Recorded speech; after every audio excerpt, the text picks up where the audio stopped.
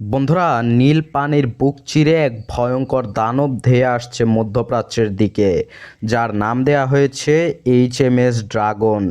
British রাজকীয় নৌবাহিনীর এই টাইপ 45 ডেস্ট্রয়ারটি কি সত্যি অজেয় নাকি সের্ফ একটি মরীচিকা মাত্র?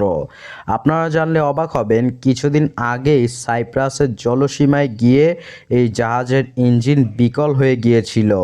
বন্ধুরা, গরম পানিতে চলতে গিয়ে বারবার হোঁচট খাওয়া এই ভাঙাচোরা প্রযুক্তি নিয়ে ব্রিটিশ এসেছে ইরানের উত্তপ্ত জলসীমায় চ্যালেঞ্জ জানাতে ইরানকে।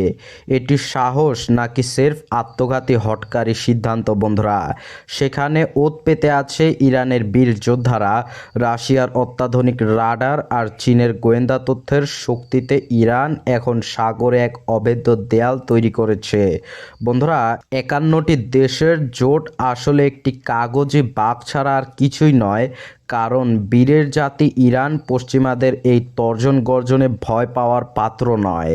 বন্ধুরা, পশ্চিমের এই সাম্রাজ্যবাদী শক্তির দিন শেষ হয়ে আসছে, আর পূর্বের সূর্য নতুন করে উদিত হচ্ছে। আমেরিকা আর তার মিত্ররা যদি মনে করে তারা হরমুজ প্রণালী দখল করে নেবে, তবে তারা এক ভয়াবহ ভুলের স্বর্গে বাস করছে। বন্ধুরা, সত্যের পথে থাকতে ভিডিওটি লাইক দিন এবং আপনার মূল্যবান মতামত কমেন্ট বক্সে জানান। এককালের অপরাজেয় নৌবাহিনী যদি আজ একটিমাত্র প্রণালীর নিয়ন্ত্রণ নিতে গিয়ে নিজেদের অস্তিত্ব সংকটে ফেলে দেয়, তবে কি আমরা পৃথিবীর ইতিহাসে পশ্চিমের চূড়ান্ত পতন দেখতে চলেছি ইরানের হাতে?